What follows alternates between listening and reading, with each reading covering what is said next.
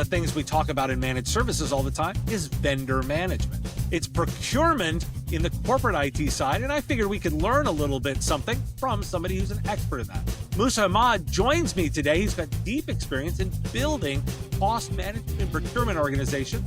This bonus episode of The Business of Tech.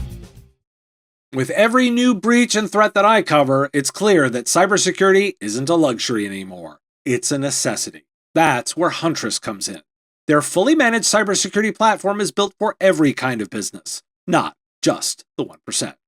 Huntress seamlessly integrates their products and threat hunting team. Their EDR, ITDR, SIM, and security awareness training solutions are purposely built for their elite 24/7 security operations center to stop threats before anyone else even spots them. This potent combination of purpose-built cybersecurity and threat hunting expertise is one of the many reasons why G2 users have voted Huntress the #1 rated EDR for growing businesses. To see what people-powered cybersecurity looks like, visit huntress.com/MSP Radio. Mousa, thanks for joining me today. Thanks so much for having me, Dave. I'm looking forward to the conversation. Now, you've had a bit of an interesting career journey. You started on the help desk of organizations before moving all the way up to vice president operations. Give me a little bit of sense of what lessons from the front line still shape your approach to business transformation. Yeah, that's a great question. I think probably the biggest overriding lesson from the front lines that shapes things today would be being customer oriented, putting the customer first and being empathetic towards their journey and the way they use our technology, and doing a good job of storytelling for our customers on why we're doing changes, why we're doing the things that we do, or why things run the way that they do. Now, let's make that concrete. You've done a lot of digital business transformation projects. Give me a really good example of a particularly successful project, like what was broken and how you worked through the process to make it better. Yeah, lately, over the last 7 years now, so much in the IT space internally within companies has been centered around SaaS cost management, because there's just so much SaaS sprawl and proliferation. I think one of the things that I would point to would be my first foray into this, which was starting a new job and within weeks having a SaaS contract auto renew that we didn't want to auto renew, and realizing that we had poor hygiene around understanding when our contracts expired and all of that. So what we did is I set out over the course of a whole month and combed through emails and Google Drives and all the different repositories and places that these contracts might exist, and aggregated them into one place. From there, I recognized that we didn't have anything in-house. Some folks had floated the idea of using Salesforce reporting or something like that to kind of manage alerting on renewals. But that wasn't really meeting the need, because it wasn't also capturing any new spend, rogue spend that was coming into the business, or going out of the business rather. So we set out to find a platform that could help. We found a SaaS platform to manage our SaaS. And that platform was called Zylo. And we rolled that out. Got all of our contracts into it, got all the alerting set up, established KPIs on 90 days vendor engagement, and also hooked into our ERP. So we were able to see any new spend that folks were doing that we weren't across. And so a great example of that story I like to tell is when a couple folks on the sales team went out and got Evernote so that they could make notes and do stuff with their prospects. And we're just sitting there like, guys, that's what Salesforce is for, right? So we were able to go and claw that back and get rid of Evernote and redirect them towards Salesforce. But that project, the month of doing all the discovery and then the months that followed of implementing Zylo, was probably one of the most impactful, successful projects that I've done. And it opened up for me this whole other avenue and area that I could have oversight and kind of enhance my profile within the business, in terms of not just being the IT guy anymore. Now, all of a sudden, you've also got some expertise in contract management and contract hygiene as well. Now, in the managed services world, we call this vendor management too, because you've got to help customers do all of this. But procurement is more than just managing cost. How do you align procurement with the overall organization's goals like speed, innovation, and of course, security? Yeah, it's It's velocity. So to your point, speed. When the business wants to buy something, they want to do it quickly. How we aligned it and did that is we built out a very intentional process and included those elements like InfoSec and legal, and did it in a way that made sense so that we weren't having these other departments burn cycles on work that wasn't needed. And so a great example of that is, you'd have John Doe, the sales guy, wants to buy this tool, and we take it and we look at it, and we don't unleash legal and InfoSec on it until it's been vetted on the front end from a budget standpoint and a stakeholder standpoint. And so I think finding the right tool and solution to do this and building out a really good process, because you can go get the best tool tomorrow, but if you don't have a well mapped out process and a strong implementation, it's not going to matter. So talking to your business stakeholders, laying out a really good process that makes sense, and then finding the right tool to support that process. Because as much as some people might cringe at this, there are certain functions in a business that you just can't do manually, right? You can't be running through Confluence pages and Google checklists and this and that. You need something that automates, does alerting, does reporting, and things of that nature. Now, how do you measure that process? So for us in a past life where we've done that, we started by manually tracking. And so you identify a point at which the process starts, and then you kind of pinpoint, okay, this approval spent this amount of time with IT, it spent this amount of time with finance, and you look at it overall end to end. And to be honest with you, a place that I was working, we were into 60 and 70 days that it would take from the minute a review started until it ended. Once we identified the process, built it out manually, we then understood what we needed. And that's when we went and got the tool to help support that. So the identification of that process supported the purchasing of the tool and the implementation of the tool, where we saw our times go down from 60 to 70 days down to like less than 3 weeks. And so, of course, business leaders are going to be asking, how do I link that back to ROI? So how are you walking them through that process of showing them the return on investment? Yeah, I think, in terms of going out and buying the tool and doing all of that and making the time investment, I think the ROI is measured in a couple of different ways. The first one is the speed at which agreements move through. The second one is the amount of savings that having a good concrete process creates. So one of the KPIs that we put into place is that we engaged vendors 90 days prior to the notification period of cancellation. And what that allows you to do is a couple of things. First, I always laugh when business leaders tell me, you got to threaten them that we're going to leave or if we don't get the right price. And it's like, guys, they know we're like a week away. We obviously are not going to be able to do this. But by having that long lead time, we're able to actually meaningfully have a conversation and actually make a determination on whether or not we are willing to leave this vendor. And so that's a really big one that allows us to save money, not only on negotiating the renewal, but also we are then able to look at the hygiene of the licensing. And a lot of times that's going to reduce costs because we'll find that utilization is not as high as what we're licensed for.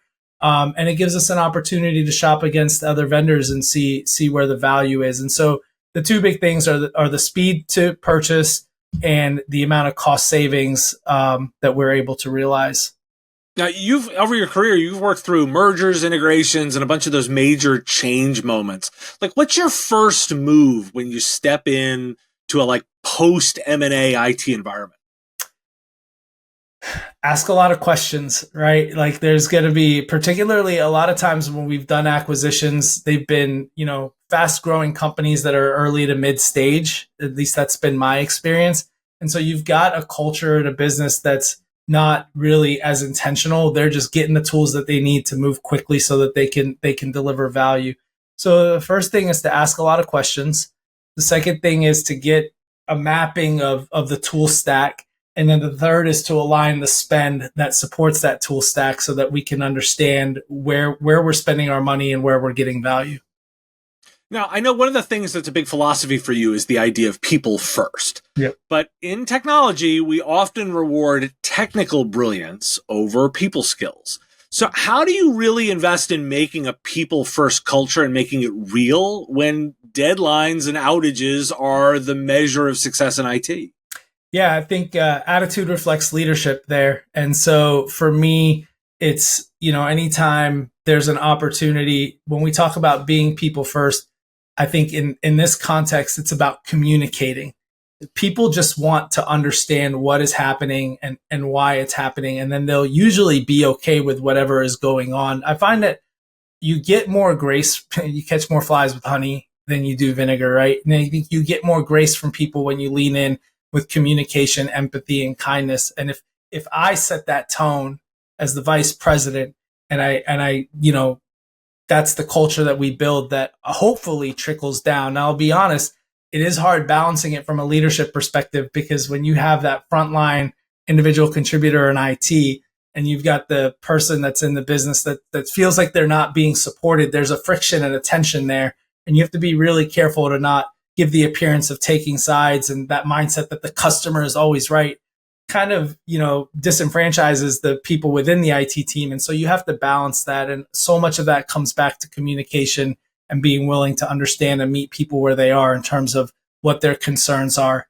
Being heard, I think, as I sit here and I talk through this, for a lot of folks, being people first is just being willing to give them an ear so that they can vent whatever frustration they've got, and then we can move on to a resolution.